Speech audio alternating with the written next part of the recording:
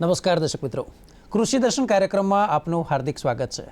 મિત્રો, દર વર્ષે 2 સપ્ટેમ્બર વિશ્વ નારિયેળ દિવસ તરીકે ઉજવવામાં આવે છે.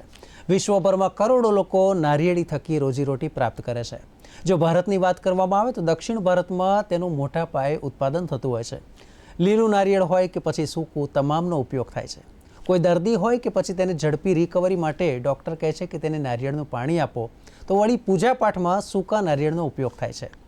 નારિયેળને દક્ષિણ ભારતમાં વિશેષ રૂપે તેઓ ખાદ્ય તેલ તરીકે ઉપયોગ કરે છે. તો આ સિવાય દેશભરમાં માથામાં નાખવામાં અને દવાઓમાં પણ તેનો ભરપૂર ઉપયોગ થાય છે. તો મિત્રો, આજનો વિષય છે વિશ્વ નારિયેળ દિવસ, ને આ વિષય પર આપણે ચર્ચા કરવી છે. ત્યારે ડીડી ગિરનારના સ્ટુડિયોમાં આપણી સાથે ઉપસ્થિત છે શ્રી ભરત ટી સાંગાણી સાહેબ, કે જેઓ મદદનીશ બાગાયત નિયામક, નર્સરી મહુવા, ફળ રોપા ઉછેર કેન્દ્ર, બંદર રોડ, મહુવા, ભાવનગર. તે સાહેબ અત્યારે આપણી સાથે છે. ચાલો તેમની સાથે આપણે સીધો જ સંવાદ કરીએ. સાંગાણી સાહેબ, આપનું ખૂબ ખૂબ સ્વાગત છે. નમસ્કાર. નમસ્કાર સાહેબ, જ્યારે વિશ્વભરમાં નારિયેળની એક વિશેષ માંગ રહી હોય, અનેક લોકોને રોજીરોટી પૂરું પાડતું હોય, અને તેના સન્માન રૂપે વિશ્વ નારિયેળ દિવસની ઉજવણી થતી હોય છે. ખાસ કરીને એશિયા પેસિફિક વિસ્તારની વાત કરીએ તો એવા કરોડો લોકો છે કે જે નારિયેળ ઉપર નિર્ભર હોય છે. શું કહેશો? સાચી વાત છે. વિશ્વની અંદર ઇન્ડિયા સાથે ફિલિપાઇન્સ, જૈમિકા, ફિજી, વિયેટનામ વગેરે દેશોની અંદર નાળિયેર પુષ્કળ પ્રમાણમાં ઉત્પન્ન થાય છે. અને આ લોકો એટલે કે એશિયા અને પેસિફિક કોકોનટ સમુદાય દ્વારા દર વર્ષે વિશ્વ નાળિયેર દિવસ તરીકે 2 સપ્ટેમ્બર 2019થી શરૂ કરવામાં આવ્યો છે. એની અંદર આપણે જોઈએ તો કે નાળિયેરનું વધારે ને વધારે સેવન થાય અને તેના માનવ જીવનમાં, માનવ શરીર માટે શું ફાયદા છે, આ વિશે જાગૃતિ લાવવા માટે 2 સપ્ટેમ્બરે વિશ્વ નાળિયેર દિવસ તરીકે આ લોકો ઉજવતા રહેલા છે. બીજું કે આ વર્ષે પણ વિશ્વની અંદર વિશ્વ નાળિયેરી દિવસ ઉજવવાનો છે. અને એ એટલે કે પાપુ ન્યૂ ગિનિયા કરીને દેશ છે, એની અંદર આ વખતે ઉજવણી થવાની છે. જેની અંદર વૈશ્વિક લેવલે જુદી જુદી પરિષદો, આંતરરાષ્ટ્રીય લેવલે પ્રદર્શનો અને વિવિધ હરીફાઈઓ ગોઠવી અને વિશ્વ નાળિયેર દિવસની ઉજવણી કરવામાં આવશે. બિલકુલ સાહેબ, આપણે જે વાત કરી પપુઆ ન્યૂ ગિનિયા જે દેશ છે, ત્યાં ભારતના પણ અનેક લોકો વસે છે ને ત્યાં વર્ષોથી નારિયેળનું મોટા પાયે ઉત્પાદન થાય છે. સાહેબ, બીજી એક બાબત આપની પાસેથી એ જાણવાની કે જ્યારે નારિયેળની વાત કરીએ ને તો એને કલ્પવૃક્ષનો દરજ્જો આપવામાં આવ્યો છે. થોડી એની વાત કરો. આપણે જોઈએ તો કે નાળિયેર કોઈ વિસ્તારમાં જઈએ, દરિયાકાંઠા વિસ્તારમાં જઈએ તો ઊંચા રમણીય નાળિયેરના ઝાડ આપણે જોવા ખૂબ જ ગમે છે. હવે સાથોસાથ નાળિયેર જોઈએ ને તો આપણે ભારતીય સંસ્કૃતિની અંદર લગ્ન ગીતોમાં, આપણી કહેવતોમાં નાળિયેર વણાઈ ગયેલું એક ઝાડ છે. માણસના જન્મ સમયે, એના લગ્નમાં અને મરણ, આવા દરેક જગ્યાએ આપણે નાળિયેરનો ઉપયોગ કરતા આવ્યા છે. કારણ કે એ શ્રીફળ છે, એટલે કે સુગંધવંતું ફળ છે, જેને લીધે એ ખૂબ જ પ્રખ્યાત પામ્યું છે. બીજું કે નાળિયેરીના જુદા જુદા ભાગો, એટલે કે એના થડ, પાન, નાળિયેર વગેરે એક યા બીજી રીતે માનવ જીવનની અંદર ખૂબ જ ઉપયોગી છે. એને લીધે એ કલ્પવૃક્ષ તરીકે એને ઓળખવામાં આવે છે. બિલકુલ સાચી વાત છે. જે પ્રમાણે આપણે વાત કરી કે જન્મથી લઈને મૃત્યુ સુધી તમામ જે આપણી પરંપરા છે, જે આપણી સંસ્કૃતિ છે, એમાં ક્યાંક કહેવાય કે નારિયેળ છે તે વણાઈ ગયેલું છે. ઘણા લોકગીતો છે જે નારિયેળ શબ્દનો તેમાં ઉપયોગ થતો હોય છે. અચ્છા, ભારતમાં અને વિશ્વમાં જ્યારે આપણે વાત કરીએ છીએ તો વિશેષ રૂપે નારિયેળીનું વાવેતર છે એ ક્યાં થતું હોય છે? કયા વિસ્તારમાં અથવા તો કયા પ્રકારની જમીન એને વધારે અનુકૂળ છે? નાળિયેરી પાક ખાસ કરીને દરિયા કિનારાનો પાક છે. નાળિયેરી માટે લગભગ જોઈએ તો દરિયાકાંઠાની બધી જ જમીન અનુકૂળ છે. તેમ છતાં સારી નિતારવાળી અને ફળદ્રુપ જમીન છે ત્યાં નાળિયેર ખૂબ સારા પ્રમાણમાં થાય છે. અને બીજું કે જ્યાં કાળી ચીકણી માટી છે અને પથરાળ જમીન છે, આવા વિસ્તારની અંદર નાળિયેરનું વાવેતર કરવું મુશ્કેલ છે. તેમ છતાં પથરાળ જમીન હોય અને એની અંદર એ પથ્થર તોડી એની અંદર બહારથી માટી લાવી અને માટી ભરીને વાવેતર કરવામાં આવે તો નાળિયેરનું વાવેતર કરી શકાય છે. બિલકુલ. એટલે જે પ્રમાણે આપણે વાત કરી, આપણે કહી શકાય કે જ્યાં પાક માટેનું હવામાન અથવા તો જમીન કહીએ, ખાસ કરીને સમુદ્ર કિનારાની જે જમીન છે તે વધારે અનુકૂળ આવે છે, એવું કહી શકાય? હા, એટલે સમુદ્ર કિનારે સમઘાત પ્રકારનું વાતાવરણ હોય છે. એટલે કે અહીંયા તાપમાન છે 20 થી 25 ડિગ્રી સેન્ટીગ્રેડ તાપમાન એના માટે ખૂબ જ અનુકૂળ છે. આ ઉપરાંત થોડું ઘણું વધારે ઘટાડે તાપમાન થાય તો પણ નાળિયેરીનો પાક થઈ શકે છે. આ ઉપરાંત જ્યાં વરસાદ 1000 મિલીમીટરથી 1200 મિલીમીટર જેટલો થતો હોય એવા વિસ્તારની અંદર પણ નાળિયેરનો પાક સરસ રીતે થઈ શકે. અને જ્યાં હવાનું ભેજનું પ્રમાણ 65% કરતાં વધારે હોય અને એ વિસ્તારની અંદર નાળિયેર આમ તો ખૂબ સારા પ્રમાણની અંદર અને સરળતાથી થઈ શકે છે. સાહેબ, આપ તો આવો છો મહુવાથી, અને મહુવાની વાત કરીએ તો એક નારિયેળનું મોટું હબ ગણાય, સેન્ટર ગણાય, કે જ્યાંથી વિશ્વ સ્તરે નારિયેળ છે તે એક્સપોર્ટ થતા હોય છે, કે નારિયેળમાંથી બનતી વસ્તુઓ છે તે તૈયાર થતી હોય છે. તો ગુજરાતનો લગભગ 1600 કિલોમીટરનો દરિયા કિનારો, તો ગુજરાતના દરિયા કિનારામાં કયા વિસ્તાર એવા છે કે જ્યાં સૌથી વધુ માત્રામાં નારિયેળ થાય છે? ગુજરાતની અંદર વાત કરીએ તો ગુજરાતના દરિયાકાંઠાના ખાસ કરીને ગીર સોમનાથ, જૂનાગઢ, ભાવનગર, નવસારી, વલસાડ, પોરબંદર, જામનગર, કચ્છ વગેરે દરિયાકાંઠો વિસ્તાર ધરાવતા જિલ્લાની અંદર નાળિયેરનું વાવેતર થાય છે. ગુજરાતની અંદર 25,672 હેક્ટર વિસ્તાર નાળિયેરનો છે. અને જો આપણે ઉત્પાદનની અંદર વાત કરીએ તો જૂનાગઢ જિલ્લો છે એ પ્રથમ નંબરે, બીજા નંબરની અંદર ગીર સોમનાથ અને ત્રીજા નંબરે ભાવનગર આવે છે. ગુજરાતની અંદર 214 મિલિયન નાળિયેર એ દર વર્ષે ઉત્પાદન થાય છે. એટલે દર્શક મિત્રો, એ બાબત ઉપરથી આપણને ખ્યાલ આવે છે કે ભાવનગર, જૂનાગઢ કે પછી ગીર સોમનાથ, જ્યારે એ તટીય વિસ્તાર પર આપણે જઈએ છીએ ત્યારે આપણને ખૂબ જ મોટી માત્રામાં નારિયેળના વૃક્ષો જોવા મળે છે. એ જ બાબત સૂચવે છે કે અહીંની જમીન એના માટે ખૂબ જ અનુકૂળ છે. આગળ પણ આ વિષય પર આપણી ચર્ચા યથાવત રહેશે. હાલ સમય છે એક બ્રેકનો.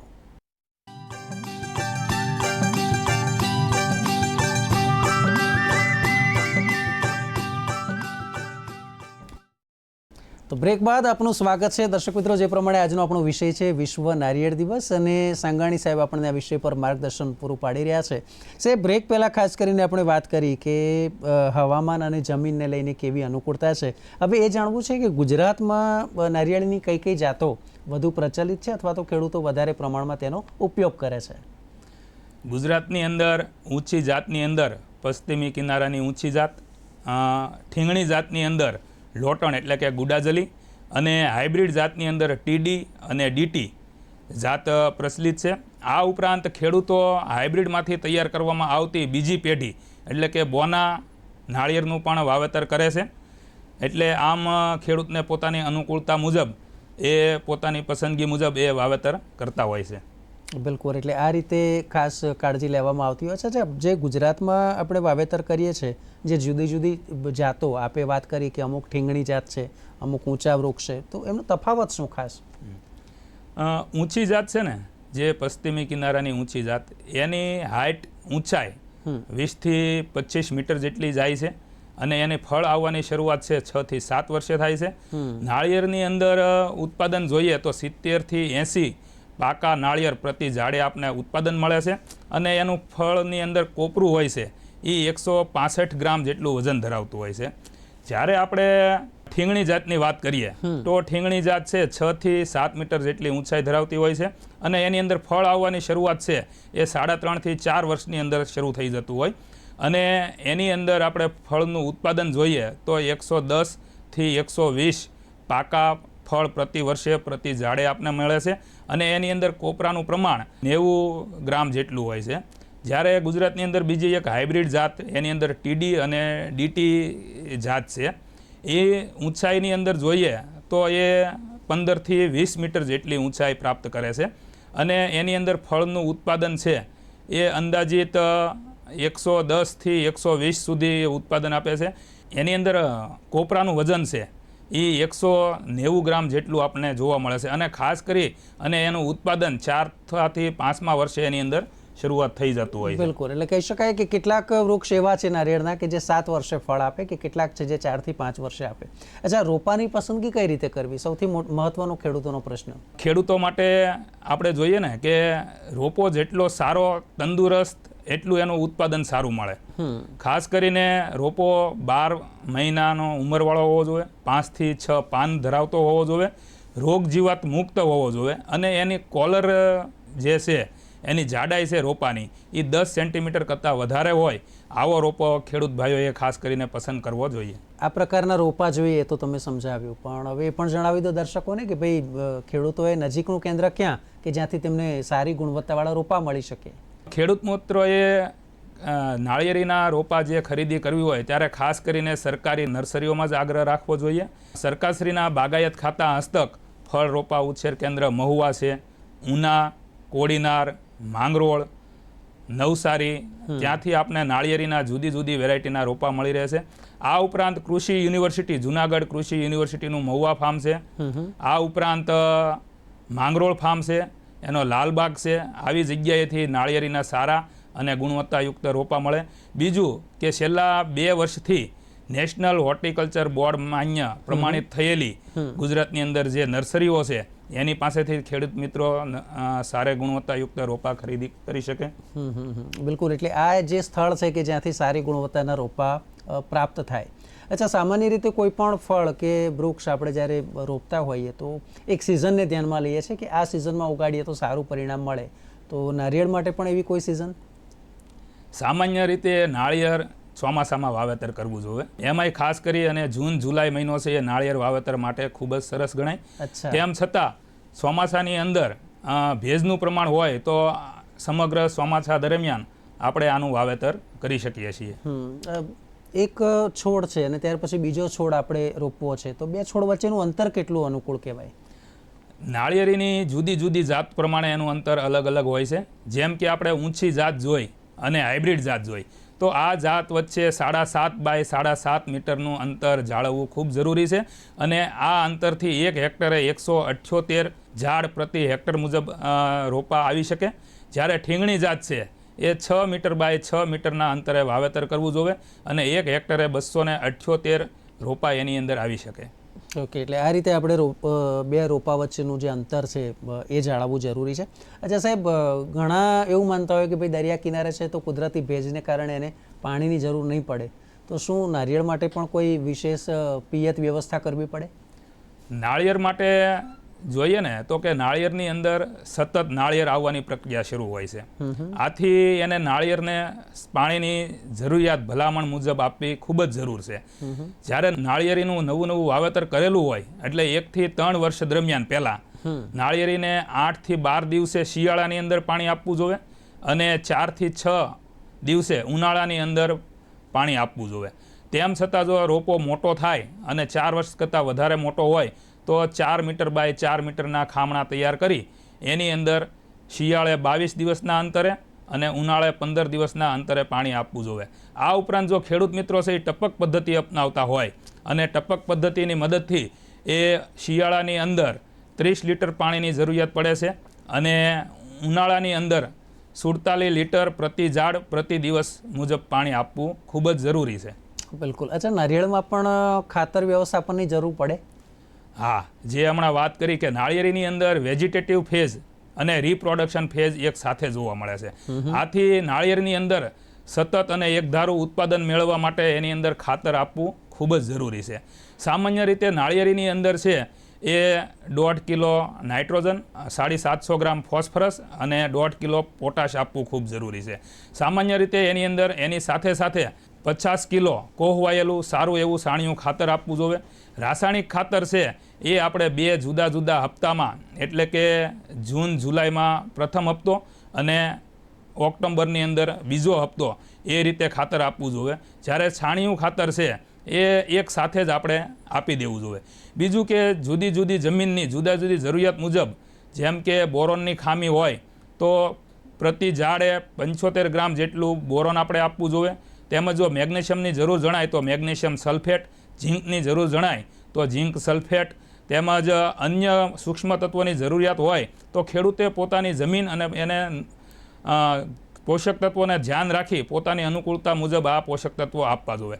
આ ઉપરાંત જુનાગઢ કૃષિ યુનિવર્સિટી દ્વારા સૌરાષ્ટ્ર ઝોન માટે અને નવસારી કૃષિ યુનિવર્સિટી દ્વારા દક્ષિણ ગુજરાતના ઝોન માટે નાળિયેરી માટે અલગ અલગ ખાતરની ભલામણ છે. તો ખેડૂત મિત્રોએ પોતાના જમીનનો સોઇલ રિપોર્ટ જમીનનો રિપોર્ટ કરી અને ત્યારબાદ યુનિવર્સિટીની ભલામણ મુજબ પોતાના વિસ્તારની અંદર એને ખાતર વ્યવસ્થાપન કરવું જોઈએ. દર્શક મિત્રો, ખૂબ જ સરસ આપણી આ ચર્ચા ચાલી રહી છે. આજે આપણે વાત કરી રહ્યા છીએ વિશ્વ નારિયેળ દિવસ અને તેની ઉજવણીની. આગળ પણ આ કાર્યક્રમ યથાવત છે. આપ ક્યાંય જતા નહીં. હાલ સમય છે એક બ્રેકનો.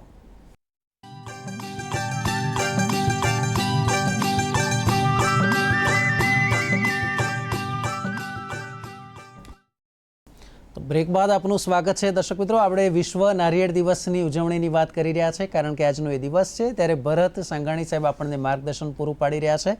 તેઓની જ્યારે આપણે વાત કરીએ છીએ ત્યારે તેઓ ફળ રોપા ઉછેર કેન્દ્ર મહુવાથી તેઓ ત્યાં કામગીરી કરે છે અને તે વિશે આપણે ચર્ચા કરી છે. સાહેબ, ચર્ચાનો દોર આગળ વધારીએ છીએ. નારિયેળની ખેતી જ્યારે કરીએ છીએ તો શું એમાં પ્રાકૃતિક ખેતી શક્ય છે? હા, નાળિયેરી ખેતી સાથે પ્રાકૃતિક ખેતી કરવી ખૂબ જ સરળ છે, કારણ કે નાળિયેરીની અંદર ઘણો કૂડો કચરો એની અંદર હોય છે. તો એની અંદર એક પ્રાકૃતિક કૃષિનું આયામ એટલે કે મલ્ચિંગ, બરાબર, તો એ આયામનો ખેડૂત મિત્રો સારી રીતે ઉપયોગ કરી શકે છે, જેની અંદર નાળિયેરીના ખામણાની અંદર નાળિયેરીનો કચરો નાખી અને એક નેચરલ આવરણ બનાવી શકે છે. આ ઉપરાંત નાળિયેરના થડથી 1.8 મીટરના અંતરે 30 સેન્ટીમીટરની રિંગ બનાવી એની અંદર નાળિયેરના પાન છે, નાળિયેરના છાલા છે એ નાખી એની ઉપર માટી દબાવી અને એની અંદર પાણી આપવામાં આવે તો ભેજનો સંગ્રહ થઈ શકે અને સાથે સાથે એને પોષક તત્વો પણ મળ્યા રહે. બીજું કે નાળિયેરીની બે હાર વચ્ચે 3 મીટરના અંતર છોડી 1.5 મીટર પહોળી 30 સેન્ટીમીટર ઊંડી નીક કરી એની અંદર બગીચાનો કચરો નાખી અને એ માટીથી ભરી દઈ એની ઉપર પાણી પાવામાં આવે તો એ ખાતરનું કામ કરશે અને નાળિયેરના મૂળને ભેજ પણ સારી રીતે પૂરો પાડશે. એટલે કે નાળિયેરની અંદર સજીવ ખેતી અથવા તો પ્રાકૃતિક કૃષિ કરવી એ નાળિયેરીના ખેડૂતો માટે ખૂબ જ અનુકૂળ છે, ખૂબ જ સરળ છે. બિલકુલ સાહેબ, બહુ સરળ ભાષામાં આપણે સમજાવ્યું કે કઈ રીતે આપણે નારિયેળને પ્રાકૃતિક ખેતીમાં લઈ જવું જોઈએ કે અપનાવવું જોઈએ. અચ્છા, ખેડૂતોને પ્રશ્ન થાય કે હું કોઈ પણ પાક લઉં, ઉત્પાદન લઉં તો સામાન્ય રીતે એને અમુક મહિના પછી વળતર મળે. નારિયેળની ખેતી કરે તો કેટલાક વર્ષો સુધી એણે રાહ જોવી પડે, તો પછી એણે એ પણ ગણતરીમાં લેવું પડે ને કે એણે કેટલું પાણી ચૂક્યું, કેટલું ખાતર ચૂક્યું, કેટલા માણસોને લેબર ચૂક્યું ને પછી એને ઉત્પાદન કેટલું મળ્યું. તો આ આર્થિક અર્થઘટન કઈ રીતે કરવું એ સરળ ભાષામાં સમજાવો. ખેડૂત મિત્રો, નાળિયેરી પાકમાં વાવેતર કરતી વખતે ખાસ કરીને એના પ્લાન્ટિંગ મટીરિયલનો ખર્ચ, એને જમીન તૈયાર કરવા, ખાડા તૈયાર કરવાનો ખર્ચ લાગતો હોય છે, જે સામાન્ય રીતે 1 હેક્ટર માટે પ્રથમ વર્ષે 50,000 થી 60,000 રૂપિયા જેવો ખર્ચ થાય છે. જ્યારે બીજા વર્ષે એને મેન્ટેનન્સ કરવામાં, એની અંદર ગેપ ફિલિંગ કરવા માટે 15,000 થી 18,000 રૂપિયા જેવો પ્રતિ હેક્ટરે ખર્ચ આવે છે. જ્યારે ત્રીજા વર્ષે ખાતરનો જથ્થો વધારે જો જરૂરિયાત પડે છે અને ખામણા પદ્ધતિ પણ દ્વારા ખાતર આપતા હોઈએ તો એને લીધે 25,000 થી 30,000 રૂપિયા પ્રતિ હેક્ટરે ખર્ચ થાય છે. આમ નાળિયેરના પાકની અંદર 1 થી 4 વર્ષ દરમિયાન જ્યારે નાળિયેર મળતા નથી આવા સમયની અંદર 1 હેક્ટરે 1.25 લાખ થી 1.5 લાખ રૂપિયા જેવો ખર્ચો થાય છે. બીજું કે ખેડૂત મિત્રો, આપણે જે વેરાયટી પસંદ કરીએ છીએ આ વેરાયટી મુજબ આપણા વિસ્તાર મુજબ આ ખર્ચની અંદર થોડો ઘણો વધઘટ થઈ શકે. બીજું આપણે જોઈએ તો કે આવકની અંદર નાળિયેર પાકની અંદર 1 હેક્ટરે લગભગ 5મા વર્ષે 4,000 જેવા નાળિયેર ઉત્પન્ન થાય છે અને ખાસ કરીને ગુજરાતની અંદર ત્રોફા તરીકે નાળિયેરનો ઉપયોગ ખેડૂતો કરતા હોય છે. એવા સમયે ભાવ એને 15 થી 20 રૂપિયા પ્રતિ નંગ મળે છે. જો આપણે મિનિમમ ભાવની વાત કરીએ તો 1 હેક્ટરે 5મા વર્ષે જ એને 60,000 રૂપિયા જેવો ફાયદો થાય. જ્યારે 6ઠ્ઠા વર્ષની વાત કરીએ તો આ નાળિયેર આપને 1 હેક્ટરે 10,000 કરતાં પણ વધારે નાળિયેરનું ઉત્પાદન મળે છે. એટલે કે બીજા વર્ષે સીધું જ આપને 1.5 લાખ રૂપિયા જેવો આર્થિક વળતર આપે છે. એટલે કે 4 વર્ષનો ખર્ચો પહેલાં 2 વર્ષની અંદર આ નાળિયેર પાક આપને પૂરો પાડી દેશે. વળી ગુજરાતના અમુક વિસ્તારની અંદર પ્રતિ વર્ષે 1 હેક્ટરમાંથી અંદાજિત 20,000 થી 25,000 કરતાં પણ વધારે નાળિયેરનું ઉત્પાદન મેળવતા થાય છે. એટલે કે આપણે 1 હેક્ટરમાંથી ખેડૂતોને સામાન્ય રીતે 2.5 લાખ થી 3 લાખ રૂપિયા જેવો પણ ફાયદો કરાવી શકે છે. સાહેબ, આપણે જ્યારે સમજાયું કે આ રીતે આપણે આર્થિક અર્થઘટન કરી શકીએ, આટલું વળતર મળે. હવે નારિયેળ તો એક એવી વસ્તુ છે કે જેમાં મૂલ્યવૃદ્ધિ ખૂબ જ થાય છે, મૂલ્યવર્ધન થાય છે અને એને કારણે પણ અનેક લોકો છે કે જે ઇનડાયરેક્ટલી રોજીરોટી પ્રાપ્ત કરે છે. તો નારિયેળમાં મૂલ્યવર્ધન કઈ રીતે અને કઈ કઈ પ્રોડક્ટ્સ તેમાંથી બને છે, થોડું એનું સમજાવો. ગુજરાતમાં ખાસ કરીને આપણે વધારે પ્રખ્યાત ત્રોફા તરીકેનું નાળિયેર છે, પણ મિત્રો આપણે જ્યારે નાળિયેરની અંદર આગળ વધવું હોય ત્યારે એનું મૂલ્યવર્ધન કરવું ખૂબ જ જરૂરી છે. મૂલ્યવર્ધન માટે હાલમાં ઘણી બધી વસ્તુઓ બનતી થઈ છે. જેમાં નાળિયેરની વાત કરીએ તો કે એનું પાણી, આપણે ફક્ત તાજા નાળિયેર પીવાનો આગ્રહ રાખીએ પણ અત્યારે માર્કેટની અંદર ટેટ્રા પેકિંગ, બોટલ પેકિંગ સાથે નાળિયેરનું પાણી અવેલેબલ થાય છે. તો એ છે. આ ઉપરાંત એની મલાઈ છે, તો મલાઈમાંથી મલાઈનું દૂધ અથવા તો વર્જિન કોકોનટ ઓઇલ આપણે મેળવી શકીએ છીએ, જેની અંદર કોકોનટ પ્રોટીન પાવડર પણ બનાવી શકાય. આ ઉપરાંત નાળિયેરમાંથી નાળિયેર ચિપ્સ બનાવી શકાય છે. આ ઉપરાંત પાકા નાળિયેર છે જેની અંદરથી કોપરું નીકળે છે, એનામાંથી તેલ કાઢી અને વિવિધ કોસ્મેટિક અથવા તો સૌંદર્ય સ્પર્ધકની વસ્તુઓ બનાવી શકાય છે, તેમજ ખાદ્યમાં પણ ઉપયોગી લઈ શકાય છે. આ ઉપરાંત જે કોપરું છે એનો આપણે વિવિધ મીઠાઈ બનાવવામાં તેમજ અન્ય બનાવટોની અંદર આપણે ઉપયોગ કરી શકાય છે. જ્યારે નાળિયેરના ઇન્ફ્લોરન્સમાંથી નીરો નીકાળી એક આરોગ્યપ્રદક પીણું એ આપણે પણ બનાવી શકીએ છીએ. તેમજ નીરામાંથી સુગર જગેરી આપણે બનાવી શકીએ છીએ. આ ઉપરાંત એનામાંથી વિનેગાર પણ બનાવી શકીએ છીએ. બીજું કે નાળિયેરીના જે છાલા છે તો એમાંથી આપણે રમકડા, દોરડા તેમજ જે નર્સરીની અંદર મીડિયા તરીકે ઉપયોગ થાય છે એવો કોકોપીટ પણ આપણે બનાવી શકીએ છીએ.